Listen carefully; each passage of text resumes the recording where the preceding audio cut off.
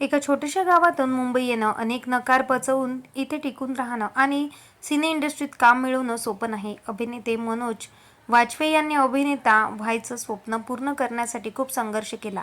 एक वेळी तर वेळ अशी आली होती की त्यांच्या मनात आत्महत्येचे विचार येऊ लागले होते. पण मित्रांनी साथ दिली आणि त्यांनी शेवटी यश मिळवलं. आता ते OTTवरील सर्वाधिक मानधन घेणारे कलाकारांपैकी एक आहेत. बिहारमधील बेलवा या छोट्याशा गावात मनोज वाजपेयीचा जन्म झाला. छोट्या शहरातून आलेला राज बब्बर यांनी बॉलिवूडमध्ये नाव कमावल्याची बातमी मनोज यांनी अभिनेता बनण्याची प्रेरणा मिळाली. अभिनेता होण्याचं स्वप्न उराशी बाळगून त्यांनी घर सोडलं. मात्र इंडस्ट्रीत नाव मिळवण्याआधी त्यांनी खूप संघर्ष केला. मी 17व्या वर्षी माझं गाव सोडलं. तो खूप कठीण काळ होता. ती 4 वर्षे 40 वर्षासारखी होती. काहीच चांगलं घडत नव्हतं. एकदा मला एक मालिका, एक कॉर्पोरेट चित्रपट तर डॉक्युड्रामा असे प्रकल्प मिळाले. पण एका दिवसात मला सगळ्यांमधून काढून टाकण्यात आलं होतं, असे एका मुलाखतीत मनोज यांनी सांगितलं होतं. मुंबईत आल्यावर मनोज एका चाळीत 2 जणांबरोबर राहत होते. त्यावेळेची आठवण सांगत ते एकदा म्हणाले होते, माझा पूर्ण दिवस खूप व्यग्र असायचा. मी एका चाळीत 2 लोकांसह राहायचो. मी 6 महिन्यांनी परत आल्यावर पाहिलं की तिथं किमान 10 लोक झोपलेले होते. त्यात तिमांशू धुलिया, व्हिक्टर, विजयकृष्ण आचार्य होते. त्यांनीही आपला बराचसा वेळ तिथे घालवला होता. मनोज वाजपेयी यांनी मुंबईत आपले महाविद्यालयीन शिक्षण पूर्ण केले होते.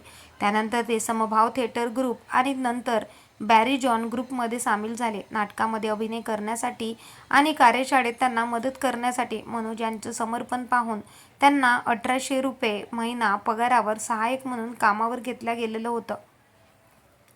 मनोज वाजपेयी यांना अनेकदा नकारांचा सामना करावा लागला. त्यांनी NSDमधूनही रिजेक्ट करण्यात आलं. मग त्यांनी आत्महत्या करण्याचा विचार केला होता. सर्वात कठीण काळ तो होता जेव्हा माझी नॅशनल स्कूल ऑफ ड्रामासाठी निवड झाली होती. मी 7वीत असल्यापासूनच हे स्वप्न पाहत होते, पण ते पूर्ण झाल्याने मी उद्ध्वस्त झालो होतो. मी आत्महत्या करण्याच्या विचारात होतो. माझे मित्र इतके घाबरले होते की ते 5ही जण माझ्या शेजारी झोपायचे आणि मला कधीच एकटे सोडायचे नाही, असं मनोज एका मुलाखतीत म्हणाले होते. मनोजने शेवटी द्रोहकाल मधील एका मिनिटच्या भूमिकेतून आणि 1994 मध्ये शेखर कपूरच्या बँडिट क्वीनमध्ये एका डाकूच्या भूमिकेतून पदार्पण केलं. अशाच काही भूमिकांनंतर त्यांनी राम गोपाल वर्मा याच्या 1898च्या सत्या या क्राईम ड्रामामध्ये गुंड भिकू म्हात्रेचं पात्र साकारलं. त्यानंतर त्यांनी कधीही मागे वळून पाहिलं नाही. त्यांनी गँग्स ऑफ वासेपूर, अलीगढ यासारख्या अनेक चित्रपटांमध्ये भूमिका केल्या आहेत. मनोज यांना त्यांच्या कामासाठी सर्वोत्कृष्ट अभिनेत्याचे पुरस्कारही मिळालेले आहे. मनोज वाजपेयींनी द फॅमिली मॅन या स्पाय थ्रिलर सिरीजद्वारे OTTवर पदार्पण केलं.